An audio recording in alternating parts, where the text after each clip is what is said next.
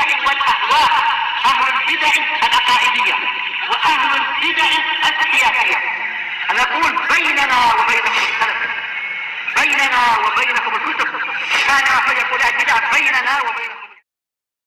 Bismillahirrahmanirrahim. Qala al-Imam an-Nawawi rahimahullahu taala. Oh, ini bab baru ya. Al-Haditsur Rabi' wa Tis'un. Bab yang ke-94, Babu Ikramid Dhaif. Pemuliaan tamu. Ini dhaif, ini ismul jenis. Jadi boleh satu orang, dua orang, boleh juga lelaki, perempuan, boleh juga tua muda, boleh juga muslim, kafir, semuanya masuk di sini. Ini masuk dalam kebajikan yang Allah Ta'ala galakkan. Selama syarat-syaratnya terpenuhi. Kalau dia pencuri perompak ya lain urusannya. Kalau dia kafir harbi ya urusannya lain, dan seterusnya. Tapi ini hukum asal. Qala Allah Ta'ala, hal ataka haditsu dhaifi Ibrahim al-mukramin.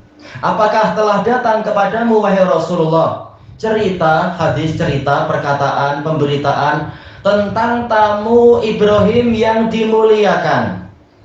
Iddakhalu alaihi faqalu salama. Tatkala mereka masuk menemui Ibrahim seraya mengatakan, salam sejahtera untuk Anda. Qala salamun qaumun munkarun. Maka Nabi Ibrahim menjawab, salam sejahtera juga untuk kalian. Kalian adalah kaum yang tidak dikenal. Faragha ila ahlihi faja'a bi'ijlin samin. Kemudian bersegeralah Ibrahim menuju kepada keluarganya, yaitu masuk ke dalam rumah atau rumah bagian dalam.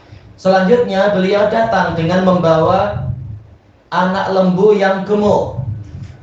Dalam ayat yang lain hanid, yaitu yang sudah dimasak, bukan masih mentah. Kalian potong sendirilah, ya bukan itu. Faqarrabahu ilaihim qala ala ta'kulun. Selanjutnya Ibrahim mendekatkan makanan itu kepada mereka dan beliau mengatakan, ini kalau ala di sini harfut tanbih ya, berarti apa? Ketahuilah atau ingatlah atau sekedar untuk memanggil, kemarilah, makanlah. Tapi bukan mustahil, ini dari hamzah istifhamiyah dan la nafiyah. Kenapa kalian tidak makan? Dijelaskan oleh Imam Ibnu Jarir dalam tafsir beliau bahwasanya ayat ini berbicara sebagai hiburan kepada Nabi setelah membicarakan tentang kekafiran orang-orang Quraisy pada waktu itu dan penentangan mereka kepada Nabi menyebabkan beliau sedih hati. Maka Allah menghibur dengan cerita Nabi yang terdahulu. Dihibur dengan cerita-cerita. Ini salah satu uslub di dalam Quran. Untuk menghibur nabinya, Allah memberikan cerita ini, cerita itu, dan seterusnya. Sebagaimana Allah mendatangkan cerita tentang Ashabul Kahfi sebagai hiburan kepada Nabi setelah Nabi diingkari banyak-banyak oleh orang-orang Quraisy itu, bahwasanya perkara yang Allah takdirkan itu tidak seperti yang kalian nampak orang kafir akan menang, akan menindas segalanya. Jangan khawatir, banyak perkara-perkara ajaib yang tidak masuk akal seperti cerita Ashabul Kahfi itu dan seterusnya. Nah, demikian pula sekarang pembahasannya, tahu-tahu Allah mengajak bicara tentang tamu-tamu Nabi Ibrahim. Nah, cuma ini ceritanya tentunya tidak ditulis secara lengkap oleh Imam An-Nawawi karena yang dibahas sebenarnya masalah pertamuan. Apakah telah datang kepadamu cerita tentang tamu Ibrahim al-mukramin yang dimuliakan?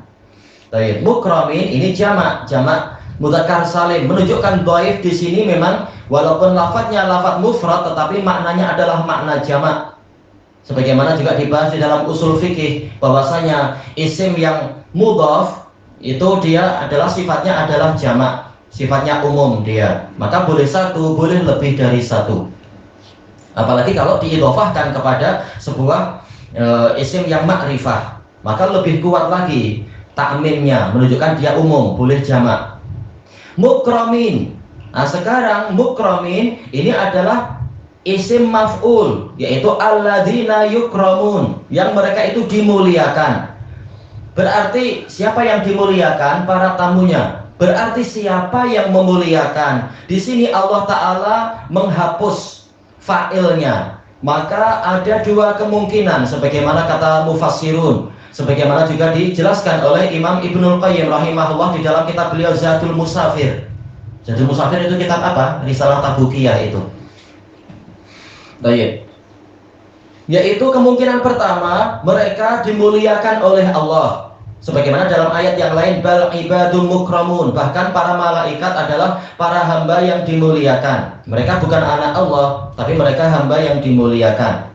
Kemungkinan kedua, dan ini lebih kuat, yaitu lebih kuat dalam poin ayat Az-Zariyat ini, dimuliakan oleh Ibrahim. Karena ayat ini sedang memuji Ibrahim, bukan membicarakan posisi malaikat di sisi Allah, tapi tentang sikap Nabi Ibrahim sebagai teladan. Maka mukramin, yaitu mereka dimuliakan oleh Ibrahim. Maka di sini ada isyarat kita itu wajib untuk memuliakan para tamu.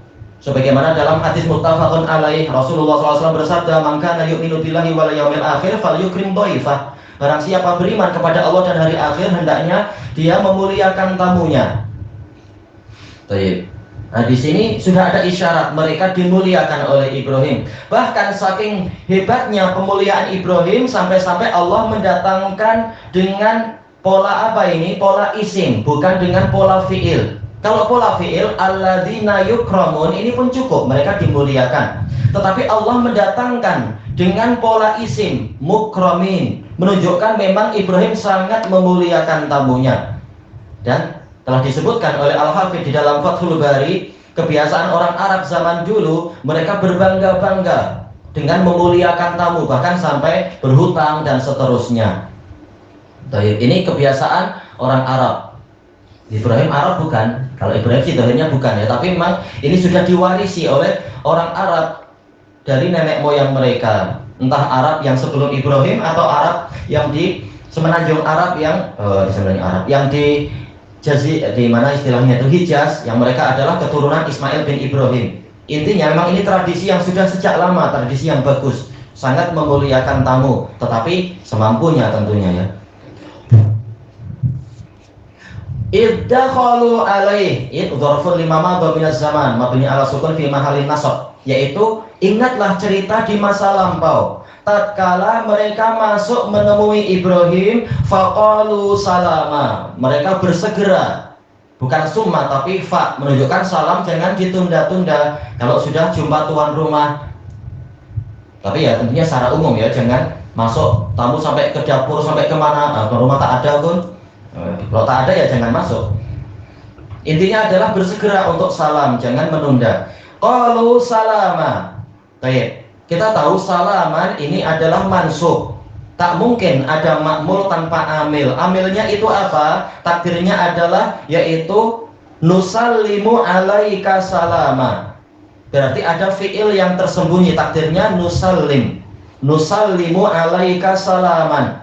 Ini malaikat mendatangkan pola, berarti salaman ini i'rabnya apa ya? Maf'ul mutlak sebagai penyangatan, yaitu benar-benar kami mengucapkan salam kepada Anda. Ini menunjukkan kewajiban tamu, yaitu benar-benar menjaga adab. Bukan berarti mengucapkan salam dengan sungguh-sungguh itu sampai tingkat wajib kalau bertamu, tapi wajib untuk menjaga adab. Nah, di antara adabnya adalah kalau salam memang bersungguh-sungguh. Para malaikat salam dengan bersungguh-sungguh sehingga mendatangkan maf'ul mutlaq ini. Nusallimu alaika salama. Lalu Nabi Ibrahim, beliau menjawab justru dengan pola ma'rifah, dengan pola apa ini? Yaitu marfu, salamun, bukan salaman tapi salamun. Berarti takdirnya apa? Salamun alaikum.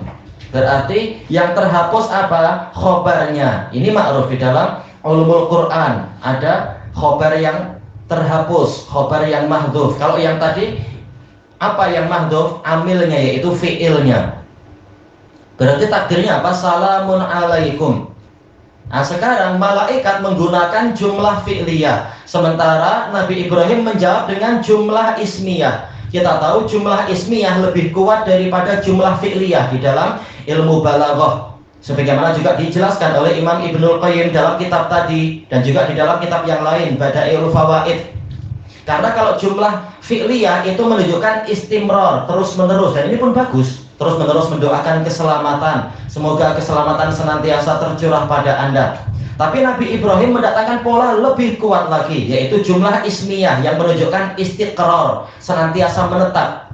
Dimanapun Anda berada, semoga kesejahteraan senantiasa, yaitu menetap menyertai Anda. Iya, menetap. Betul-betul selalu ada dengan Anda. Ini memang perbedaannya sangat tipis, tapi intinya kalau jumlah fi'liyah itu istimror, terus-menerus. Kalau jumlah fi'liyah itu istiqrar, menetap. Dan istiqrar lebih kuat daripada istimror, walaupun dua-duanya bagus. Nah, Nabi Ibrahim menjalankan firman Allah Ta'ala, dan bukan mustahil, ayat ini juga diketahui oleh para nabi sebelumnya, yaitu wa idza huyitum fa idza huyitum bi tahiyyatin fahayyu bi ahsana minha aw rudduha. Apabila kalian diberi suatu penghormatan, maka berikanlah penghormatan yang lebih baik dari itu atau semisal. Nabi Ibrahim memilih yang lebih baik. Makanya kalau ada orang mengatakan pada kita assalamualaikum, kita jawab lebih baik waalaikumsalam warahmatullah, atau bahkan wabarakatuh dan sebagainya, menjawab dengan lebih baik. Kalau setara tidak mengapa, setara wajib. Kalau lebih, ini mustahab. Nah, Nabi Ibrahim memilih yang lebih baik, bukan hanya yang setara, bukan hanya yang semisal, tapi bahkan lebih baik. Nabi Ibrahim tidak hanya menjalankan yang wajib, bahkan yang mustahab pun beliau lakukan. Inilah contoh dari para nabi. Pelaksanaan dari firman Allah Ta'ala, innahum kanu yusari'una fil khairat. Sesungguhnya mereka, para nabi dan keluarga mereka, senantiasa terus-menerus berlomba-lomba dalam kebaikan. Bukan hanya menjalankan yang wajib, tapi juga yang mustahab. Qaumum mungkarun. Takdirnya apa? Antum qaumum mungkarun. Ini juga makruf di dalam pembahasan ulumil Quran. Ada apa? Mubtada yang dihapuskan. Yang penting qarinahnya jelas. Hikmahnya apa? Ini untuk menyejukkan hati para tamu. Jelas Ibrahim tak tahu mereka siapa. Beliau berhak mengatakan kalian tidak saya kenal. Tapi ucapan seperti ini boleh jadi akan menyebabkan tamu merasa asing, merasa tidak mesra. Maka mubtada'nya dihapus, kaliannya dihapus, sekedar mengatakan orang yang tidak dikenal. Ini lebih membuat ketenangan di dalam hati daripada mengatakan kalian, seakan-akan apa ditunjuk langsung. Kalian orang tidak dikenal. Ini agak menyakitkan. Tapi kaliannya dihapus sebagai bentuk adab dan kemesraan. Baik. Ini disebutkan oleh Imam Ibnul Qayyim ketika mengajak kita mentadabburi ayat-ayat ini di dalam di dalam kitab tadi Risalah Tabukiyah. Sengaja mubtada'nya dihapus untuk menimbulkan ketentraman hati. Sambil Ibrahim menceritakan isi hati beliau, memang saya tidak kenal kalian. Tapi walaupun tidak dikenal, ternyata pemuliaan Ibrahim memang kuat sekali. Faragha ila ahli. Maka Nabi Ibrahim bersegera, ragha itu bersegera, tetapi tidak menimbulkan kegaduhan. Memang cepat, tapi tidak sampai melanggar pintu lah, melanggar meja, melanggar cawan, tidak. Ini ragha, ini bergerak cepat, tetapi dengan apa? Tetap menjaga ketenangan, tidak menimbulkan suara bising. Ini ragha. Faragha ila ahli. Apa hikmah yang diambil di sini? Kata Ibnul Qayyim, yaitu bersegera untuk memuliakan tamu selama masih memungkinkan. Bukan apa 2 jam 3 jam diajak sembang-sembang terus tamunya sudah pegang perut, kasihan. Baik, kalau memang kita sendiri mampu melayan, kalau tak mampu ya sama-sama pegang perut sama-sama. Misalkan faja'a bi'ijlin samin. Kemudian beliau mendatangkan anak lembu yang gemuk. Karena bukan lembu, ya mungkin apa? Ada beberapa pertimbangan, tapi jelas anak lembu sendiri sudah besar dan dagingnya itu lebih lunak. Ini lebih senang untuk digigit. Terutama kalau kita tahu ini tamunya, jangan-jangan mereka akan mengunyah dengan susah. Ya sudah, anak lembu saja dan dicarikan yang gemuk, bukan yang kurus ceting. Tapi bertakwa semampunya. Kalau tak ada, bilis pun boleh lah. Ya nasi lemak dengan bilis pun sama-sama semampunya. Intinya adalah beliau menyegerakan untuk memuliakan tamu. Menggunakan fa bukan summa ja'a. Kata Ibnul Qayyim ini menunjukkan memang bersegera. Tapi bagaimana itu mengurusi lembu, potong, kemudian menguliti, kemudian memasak? Bukankah ini lama? Maka kata beliau ada kemungkinan Ibrahim memang saking dermawannya beliau sudah menyiapkan itu. Toyib, yaitu boleh jadi beliau memang sudah biasa menyiapkan hidangan. Kalau ada tamu segera diberikan. Kalau tidak ada tamu tak apa, dimakan sama-sama dan sebagiannya dihadiahkan kepada para tetangga. Ini di mana ini? Dohirnya adalah di Haran. Tatkala beliau sudah menetap di Haran. Semula beliau di Babilonia, kemudian pindah ke Palestina. Di Palestina ternyata tidak banyak orang yang menyambut. Kemudian beliau pergi ke Mesir. Di Mesir malah mengalami berbagai urusan dengan Raja Mesir. Lalu beliau menetap di Haran, kembali ke Syam. Nah, di Haran itulah banyak pengikutnya beliau. Banyak orang yang menyambut dakwah beliau, menjadi tetangga yang baik. Nah, beliau menetap di situ. Dan Haran tidak jauh dari Sodom, tempat dakwahnya anak buah beliau. Siapa anak buah beliau itu? Nabi Lut itu ya. Baik. Faqarrabahu ilaihim. Kemudian beliau mendekatkan daging tadi kepada mereka. Kata Ibnul Qayyim, ini termasuk pemuliaan kepada tamu. Jangan apa, ambil sendiri di sana, tak. Bahkan didekatkan biar mereka senang untuk mengambilnya, tidak malu-malu. Sudah dekat, tinggal mengambil. Ini bagian dari pemuliaan. Walaupun boleh aja masih dekat-dekat, boleh ambil sendiri. Kalau Indonesia bilang apa itu prasmanan, ambil sendiri. Di sini bilang apa ya? Istilahnya itu sudah ada meja makanan, sila ambil sesukanya. Apa? Layan diri. Ya, boleh aja dekat-dekat, tak masalah. Cuma Ibrahim ingin sedekat-dekatnya untuk mereka dalam menyampaikan makanan itu. Qala ala ta'kulun. Makanlah. Ini kemungkinan pertama, yaitu perintah untuk makan. Kemungkinan kedua, yaitu setelah beberapa waktu beliau melihat mereka tidak menyentuh, maka beliau bertanya, kenapa kalian tidak makan? Dan seterusnya. Pembahasannya masih panjang di dalam kitab tadi, Risalah Tabukiyah.